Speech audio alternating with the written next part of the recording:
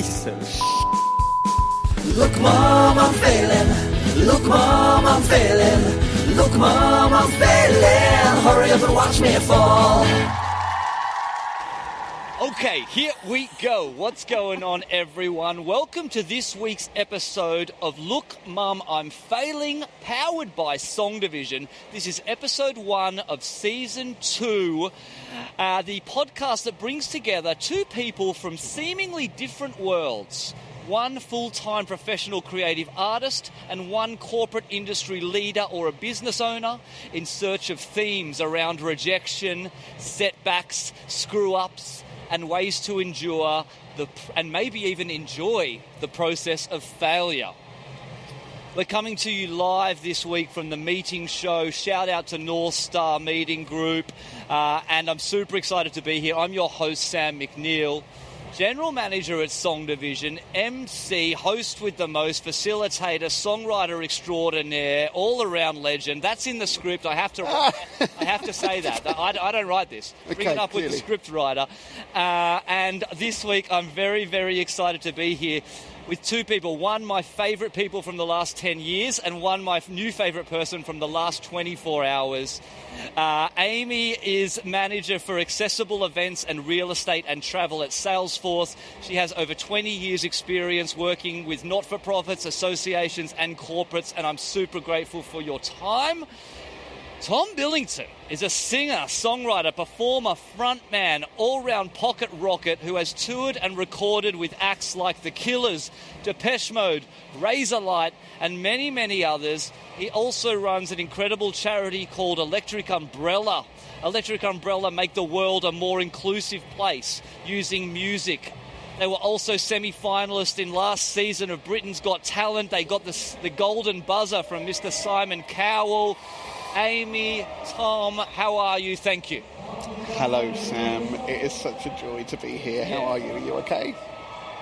And I'm great. I had no idea I was in the presence of royalty. A rock star. Well, unfortunately, that's all we've got time for. Yeah. But, Bye, everyone.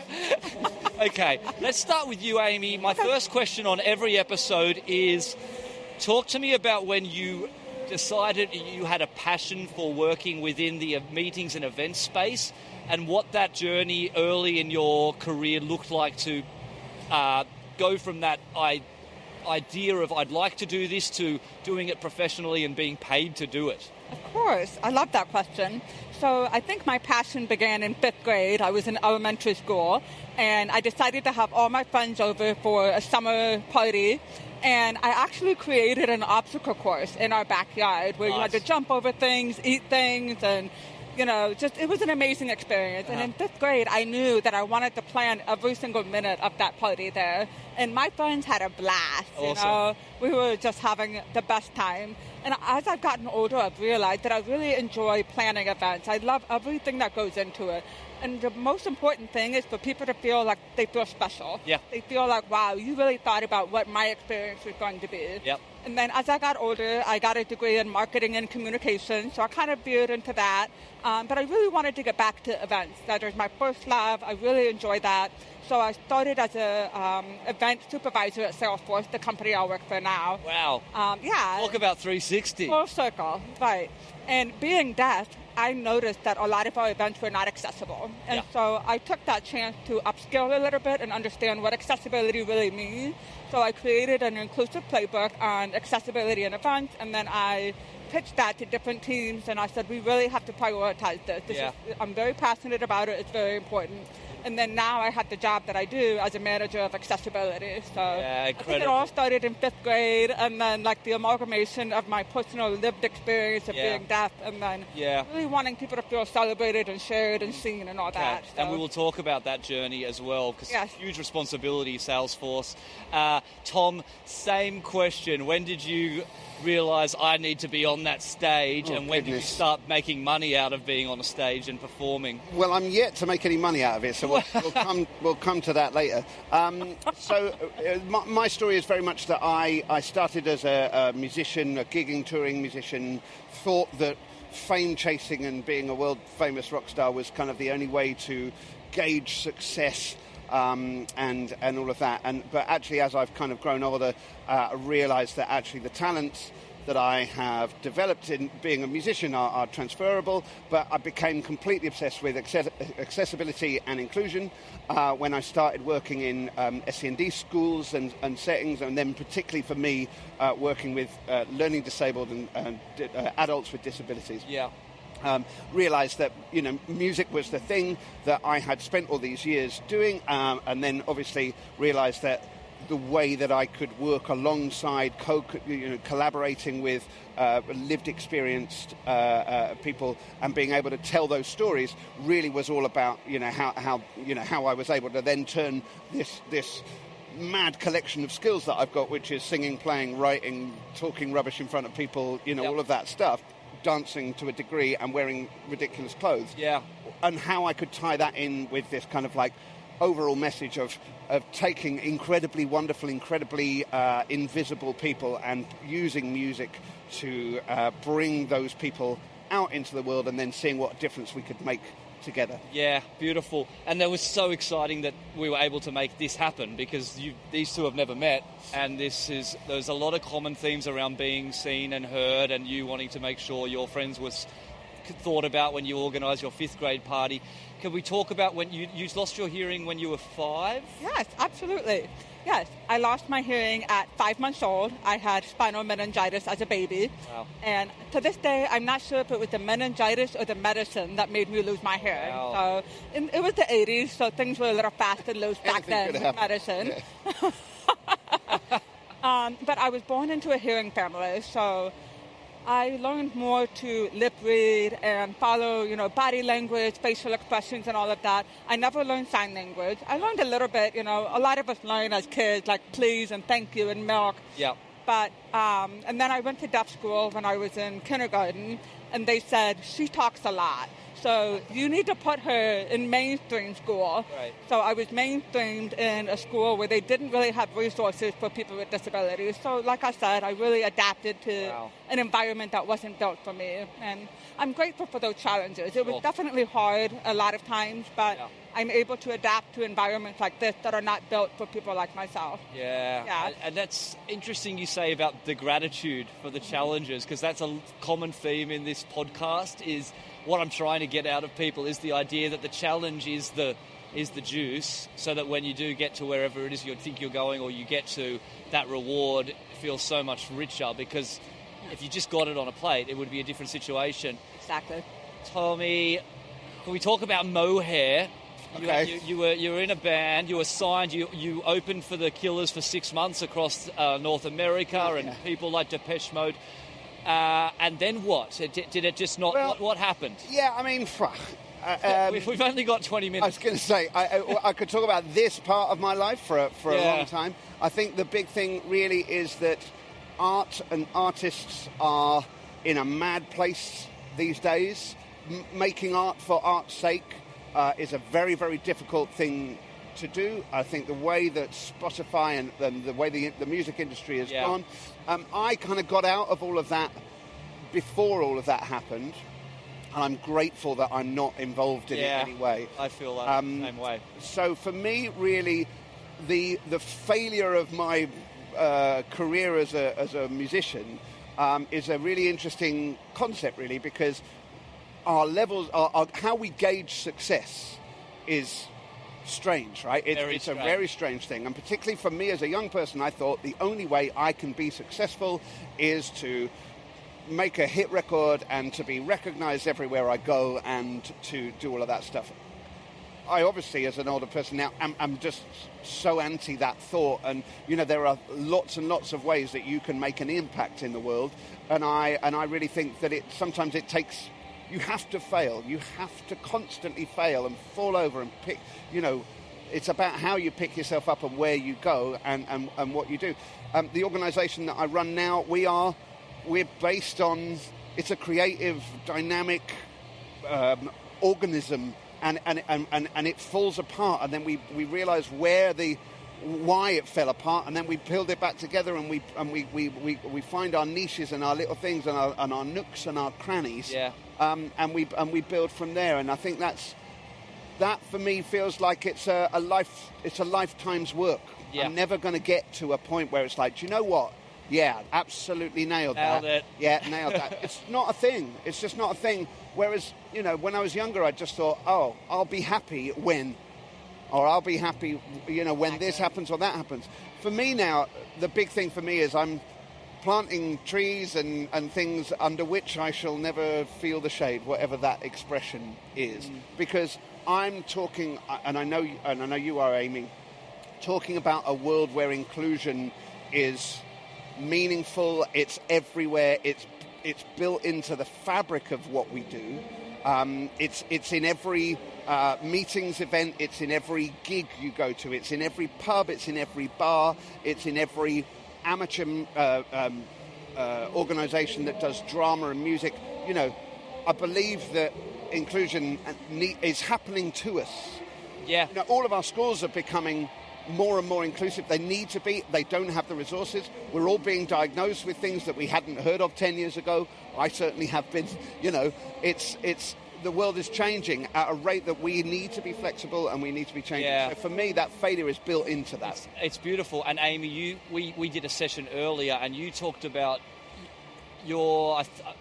correct me if I'm wrong, but you're fairly impressed with the journey, what you've seen around accessibility. Yes. Over the last 20 years. How have things improved? Do you think there's been a real shift there? Do I think there's been a real shift around inclusivity and accessibility to corporate events in particular? Absolutely. Just like he said, we're seeing more and more diagnosis, especially over the last 10 years. We're understanding more about the spectrum of disability. It's very easy for people to assume that you're able-bodied just by looking at you. Yeah. Maybe you might have a spinal cord injury, or a lot of people don't know I'm deaf when they meet me. Yeah. So 80% of disabilities are invisible. So therefore, we are building a lot of environments for the status quo. We're not building it for people with disabilities, like the pubs that you were talking about. For example, I love music. I absolutely adore music. Pink Floyd is probably one of my favorite bands. Massive Attack. It's just like Massive all Attack. of it. But a lot of people assume that I can't hear music. And so I think that once we can dispel those stereotypes and assumptions, we're going to be able to build more accessible and inclusive environments, like having captioning at concerts, or sign language right here in front of us, or sign language interpreters for people that need that. We're being more cognizant about neurodiversity and people who have autism or ADHD or dyslexia. Yep.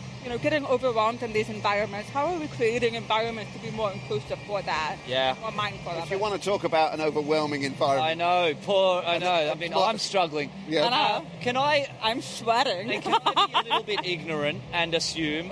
So, what do you mean by that? When you lost your hearing, but people assume you can't hear music? Is it vibration, or you can hear? Like, how does that work? Yes. So it's a little bit of both. So being deaf doesn't mean that you can't hear anything. Right. Being deaf means you can't hear under 90 decibels. Frequencies, is that it? is it? Or decibels? Yeah. So things like a gunshot or a tuba or thunder. Or a bagpipe. Yeah, exactly. The fact that the bagpipes are going off is hilarious to me right now. I don't want to hear a bagpipe, okay? I may be deaf, but I don't want to hear that. You're doing all right. So without my hearing aid in, I can't hear anything. But I can hear a gunshot. I can hear, or I can listen to music that's like rap or hip hop with a really heavy bass. So when you're in a live venue and you feel that music, I'm hearing it, but I'm also feeling it as well. There are people that are completely deaf and can't hear anything, but they love the lights, the dancing and the pumping of that music. Absolutely, and I think sensory perception is Very it's much. not just what you're hearing, it's what you're feeling in every part of your body, as well as what you're seeing. Yes. Obviously, so much of communication is based on sight. There's a huge amount. When it comes to expression and facial expressions, we talk a lot in our world around, we use a lot of Makaton sign language, which is, simple signs, but clear expressions and simple concepts that support the speech. Yeah. So it's about how you make all communication accessible communication. Yeah. Absolutely. Yeah. Tommy, explain to people a little bit more about Electric Umbrella and what that gap that you told me about, where from being a teenager to an adult, there's you basically lose all kind of support and sense of community. Would that be fair? Yeah, so if you have a learning disability in this country, I can't really talk about anywhere else, what it's like in America. I think it's the same. But you're pretty well catered for. I mean, there aren't enough school places in SEND schools. We all know that, particularly with the more diagnosis that we have these days. But you get to basically 18, 19, then you go into sort of like, you start kind of coming out of children's services and into adult services. At 23 to 25, you basically come out of all kind of support that you might get from any education, anything like that. Yeah. And essentially, you just become this problem for people to solve, and it is appalling. And the thing for me is that I met 12 very specific learning disabled adults, and I say learning disabled and I put it that way round for me because I use the social model of disability, which means I'm saying they are being disabled by society. Okay, so that I'm saying they're disabled people rather than people with disabilities. It's a nicer way to say it. When you say people with disabilities, it's sort of warmer and nicer. Yeah. But there's a political element of saying they are being disabled in a lot of ways. By us, by the way that we've built the world, by just the structures of society, not just the ramps and the doors being wide enough or anything like that, but just literally how we've structured our world. People are being disabled and they're being hidden and made invisible. When actually, and I started it with 12 people. I've now got more like, I don't know, several thousand of people that I work with. And every single one of them is a stone cold legend and has made my life infinitely better. And when we work together and when we are able to see people for who they really are, and the way we do it is music. Music is the universal language. We can talk about that all day, but we are able to use the music to really expose and show people for who they are. And when we work together, myself as a musician, and all of our team, this other amazing thing happens. Yeah. Where everybody wins. Yeah. I win. I win over and over and over every single moment of every single day. The people I'm working with, obviously, they're starting to be heard. They're starting to be understood, and having a voice in a world where they have no voice. But then also all the organisations. It's a good look for everybody when we work this way. And inclusion, when we work in an inclusive way, everybody benefits. Yes. So audiobooks, for example, were designed for people with visual impairments. Now we all love them. It's the way that it works. We design the world. If we design the world for more of us, then everybody wins. Yes, which is a perfect segue. Well, you might be I want to talk about how Salesforce is passionate about designing worlds like Dreamforce. Would you repeat the question? Were you talking about creating more inclusive, accessible worlds? That's your role at Salesforce in many ways. Yes. And what's that challenge like in such a big organisation and putting on events like Dreamforce for 40,000 people? 40,000 people, yeah. So the biggest challenge is obviously a budget. We have a budget, and so there are some accessibility features that can be expensive. And so progress is not overnight. It's not like I can say we need to do X, Y, Z and have it ready by September. What we usually do is we implement a small amount of captioning, for example. We'll do captioning in 2 rooms. And then we'll use that data and we'll use the feedback and say, okay, this is how we can increase that year over year. The challenge is the budget and then also assumption. Yeah. A lot of people will say, oh, we don't see any disabled people, so therefore we don't need, you hear that a lot, I'm sure. All the time. Oh, they're not using a white cane, so they're probably not that blind. Not that blind. Not that blind, Or it's the opposite, where they'll say, oh, we have a blind person, let's do everything in Braille. But only 11% of the blind community actually uses Braille. Wow. So more and more we're using assistive technology like text-to-speech.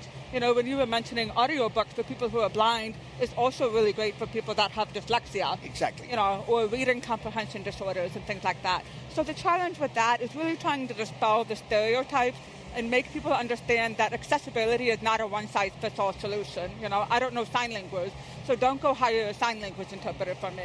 In fact, I went to a concert a couple of years ago, and I said, I'm deaf, I would love front row seating for lip reading. And they hired a sign language interpreter for me. Just for and you. they put him right in front of me. And so not only did they spend the money that they didn't need to, but they were blocking my access, so I couldn't see the singer and I couldn't read lips.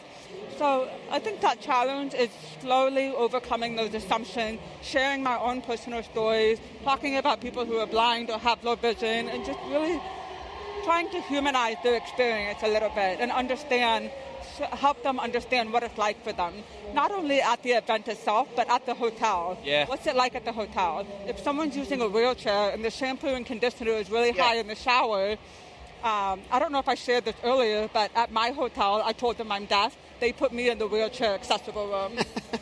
Wow. And I'm really tall. So I'm ear mental, not leg mental. yeah. Yes. Unfortunately, I still can't hear in my room. I know. Fingers crossed. But I'm so tall. Everything is low height for a wheelchair. So I'm just Really? showering under a really low shower head. And that's happened to me so many times. It's just the norm. So And tokenism is a real problem. I see it all the time, everywhere. People Has it? want to be aware and trying their best, but it's happening all the time. So we're going to pour all this money into this absolutely mad thing that only two people are actually getting anything from, and even them it's belittling in some way. So it's a real thing. It's just something that we need to just it needs to be embedded in everything, literally everything. It can't just be an additional extra. That wouldn't it be nice if we can make that? It just has to be everywhere, and that's the future that I think we both dream of. Yes. Where there are those accommodations built in from the ground up, and it's not tokenistic. I want to dive into that a little bit more because I haven't thought about that myself around the idea that we all want to make events more accessible, but there's this line of also not, I don't want to say embarrassing, but making it a big focus that this person needs special attention. Because no one really wants that. So how do you balance that at an event? How do we balance the Making sure that those people who have learning disabilities, neurodiverse backgrounds feel included without feeling singled out? Yes, absolutely. So we just don't make a big deal out of it. Okay. Like you said, we just embed it into the event. And so the more that we're embedding into the event, the less we're creating specialized attention for people. So if we're offering captioning at every single theater and booth, that's something that I don't have to ask for. Right now, I'm using 3 things of captioning, and so I'm still missing a little bit of what you're saying, and that's okay. I'm speaking Australian. That's not helping. It's not. It's just the... I can't understand what Shame on you. No, not at all. This is my life. I am used to this. When I fly, I use my phone to communicate with flight attendants, or when the pilot is speaking. I don't know if he's saying we're going down and we're going to die, or the weather is lovely in London. I have no idea. But now I've been able to use technology more. Yes, quite different, isn't it? Yeah. But you are very...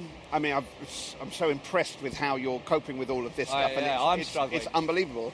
Thank you for that. Yeah, but there are countless people that just will not be able to manage the sheer amount of information that is going on right now, let alone, I'm struggling. So my neurodiversity is kicking in a lot at the moment. Yeah. And we make as good as we can. I wear mine very, I'm all fizzy. Yep. I mean, I wear mine very, very up here, whereas actually I know an awful lot of people that would just kind of internalize, crunch inwards, and then exclude themselves, or feel like they have been excluded from this environment. Yes. And this is what I'm saying about, somehow, some way in the future, what we're looking for is a world where, as we all become more in touch with our differences, and we all accept that we are built so differently, every single one of us, that we are creating a world where, where individually... This is a podcast on failure. I now know why podcasts are mostly recorded in studios. I'm learning. I'm going to... We're doing all right. Yeah, bagpipes have stopped. That's all I'm happy about. I'm going to give you a moment to think about this question because I want to talk about failure. So both of you, either an event that you've worked on where something's gone horribly wrong, or a career moment where you've thought this is it, or I don't want to do this anymore, or I can't do this anymore. Tom, whether that's with a band or with Electrical Brother, you can sit on that moment where you've thought, I don't know if I can continue, or I'm not good enough at what I do, or what that feels like. I've never done this. Does anyone have a question? I haven't done a live question on the podcast before. Sammy. We have some questions. Oh, this Sweet. is lovely. You guys can think about your ultimate failure in the meantime. Okay, so first off, for those lovely people who are listening to this podcast, we are battling a kitchen disco and bagpipes. So actually, as event organisers, we do have these challenges, and trust me, I'm sitting here trying to turn that volume down for everybody. It's all good. It's all good. This is a live event. And what goes on in my mind most of the time. Exactly. A kitchen disco and the bagpipes. It's all about music. Constant. Yeah. I bet it's a dream come true. My question is, when you talk about sort of the fail, look, Mum, I'm failing. I guess sometimes you probably don't ask what success looks like. What's the biggest success? And I'd love to know from Amy and Tom, we talk about failures, but from failure comes success. Yeah. So I'd be really interested to hear what you class as a big success. It could be personal or professional. Moment. Yeah. I mean, so for me personally, I think the fact that I'm still upright is kind of how I look at the success. I always dreamt of being a musician, so that was always, music was my thing, and like I said earlier, I thought that being a famous musician was the only way to live that success. Now I feel quite differently about what being an artist really means in 2026, when Spotify is the way it is, Instagram is the way it is. Can you imagine? I was thinking the other day, can anyone imagine Jimi Hendrix doing a "Come Get Ready with Me" type Instagram post? It's an awful thought, isn't it? In terms of authenticity and all of that kind of stuff. So for me personally, I feel like the constant challenges, the constant failures, the constant having to pick yourself up and not start again every time, but the fact that I'm still at it is the success. Yeah. And the fact that I personally am in an extraordinary position where I can see the impact of the work I'm doing on a daily basis. I see it, I feel it, and I'm amongst it, and it is a gorgeous thing. And we've I'm become very, very grateful. I'd like to think we've become very good friends, and I follow your journey, and we don't have time to talk about it, but if you haven't, go on YouTube and search Electric Umbrella, Britain's Got Talent. I preferred the first round. It's first round where they get the golden buzzer from Simon, and it was it was a tearjerker. It was a beautiful moment. It was the least inclusive thing I have ever been involved in. It's the least Electric Umbrella thing. There were 70 of you? There were 70 of us. 70 of you? Well, what it was is like, here's a letterbox of time and opportunity. You've got to force all these people from all these different things through that letterbox and then out the other side. But it looks that's not usually how I would ever operate anything. No. But the fact that we pulled it off was incredible. Remarkable. Yeah, I love that. Proudest moment and biggest success, and then we'll go the other way and finish with failure. So what was the failure? Okay, firstly, just a proud moment of success that you've experienced. A proud moment of success. Wow, that is a good question. I think after my very first Dreamforce, which is 40,000 people, and that was the first time that we actually had a disability help desk on site. Wow. This was staffed with dedicated staff that were trained on disability etiquette, awareness, proper language, inclusive language. Yep. And I think I was just so proud of, when you're planning the event, you're so close to the details that you can't really pull back and see the accomplishments. Yeah. We had captioning, sign language interpreters, accessible shuttles, hotels, everything. And I actually had about 12 people come up to me and say, "This is incredible. I am blind, and I've never been able to navigate a venue like this because you gave me a sighted guide." Or, "I am a nursing mother, and I needed a refrigerator in my hotel room." A lot of hotels don't have that in San Francisco, but I was able to store my milk and then give it to my baby. Or, "I have insulin that I need." Oh my God. And there's so many details that we don't even realize the scope of medical conditions and disabilities that people have, and we're learning more about it now. I had never thought of any of those things. Exactly, and neither did I, right? Like, when I first became an accessibility manager, I thought I was going to be an expert just because I'm deaf.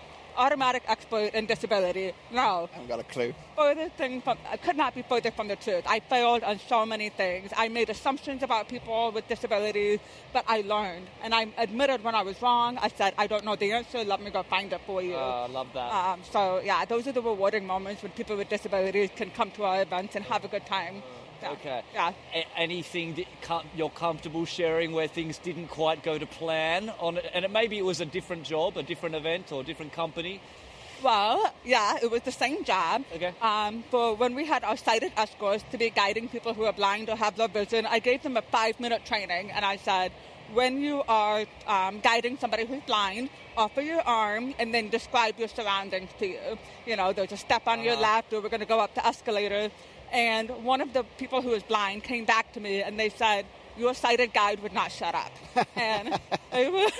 Left foot, right foot. They were like, over here is a white wall, over here is a monitor, over here like 10 headphones. And so I was like, okay, that's great feedback. So I revised my training to say, ask them if they want you to describe anything. And so that made a big impact of like, okay, ask the person what's the best way to communicate. What can I do for you? Do you want to hold my arm, or do you want to hold my shoulder or something? And but the fact that he said they wouldn't shut up, I felt really bad about that. Great feedback. Exactly. And great communication. You will always get feedback from people with disabilities. They want to make it better. For sure. For sure. They're going to come to you. I've got. And by the way, this can't be a SongDivision story. No, okay. No SongDivision stuff-ups. No, well, no. To be honest, I haven't got anything specific. I mean, I have taken, me and my co-founder of the charity, we have taken mad risks. I don't think they were mad risks at the time, but when you look back, you think, okay, we built this environment thinking it was the right thing. It turned out really not to be, and people got hurt. Maybe people lost their jobs when the plan didn't go to. One of the things that we did after lockdown. Lockdown was an extraordinary time for us because social isolation suddenly became everybody's problem. It was like, and for a lot of the members in my community, it was like, well, this is normal life for us. Yeah. We're always socially isolated. Your virtual so our awesome. virtual thing went kind of through the and in fact, it saved our organisation. That is a podcast. Whole other story in itself. But one of the things we did after that was we built a shop. Yeah. Mad thing. We got donations of instruments from all over the world. We had warehouses full of instruments, and the idea was that we were going to build this place where disabled people could help build those instruments back up, give some purpose, get together, do all of that kind of stuff. It basically overwhelmed us as an organisation, and it meant that we just went off down this mad rabbit warren, and it nearly ended us. Yeah, you lost your core. We lost the core offering, value. The core values, because we were suddenly obsessed with we haven't got enough violins to satisfy Mrs. Bad Crumble and her friends over here, and the kind of challenging perceptions of and for learning disabled people and making the world a more inclusive place just became the thing that it would be nice to do if we didn't have opening times in a shop to deal with. And deadlines. So for us, having to kind of be bold, end that project, end that period of our time, and move on, was a really bold and difficult time for us. But we did, and we were. And like you said, you're still standing. We're all still standing. And we're all still here. We're still going. Shameless plugs. All socials. Electric Brolly. Electric Brolly. And we've got the Little Brollies album is launching in the next couple of weeks. So if you're involved with little people in any way, this is about amazing music delivered by disabled and neurodivergent and people of difference, normalising the presence of disabled people in young people's lives, because I think that is really, really important. And it's called Little Brollies. And there is an absolute banger coming out just today called Vegetables, Cheese on Toast. And I'm not being funny. These songs are incredible. They're amazing. Please go check out the YouTube Britain's Got Talent, both the semi-final and the opening round. Amy, if you haven't heard of them, feel free to Google Salesforce. That was a joke. But Amy can can people connect with you on LinkedIn? Are you happy to be connected with? Yeah, I'm active on LinkedIn. I've got about 5,000 followers, which is pretty amazing for me. Yeah. But there's tons of Amy Woods on there. So it's Amy Wood, and then you'll see my picture on there. But please, if you have any questions or you want to connect, I'm happy to do so. I'm very responsive to emails and messages. So, I can attest to that. I, on the other hand, am not.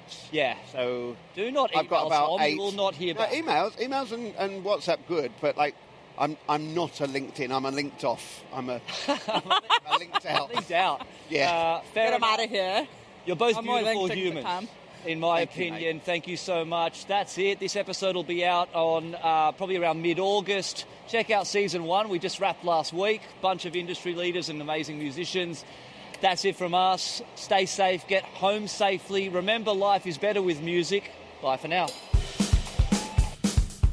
2, 3, 4. You piece of Look, Mom, I'm failing. Look, Mom, I'm failing. Look, Mom, I'm failing. Hurry up and watch me fall.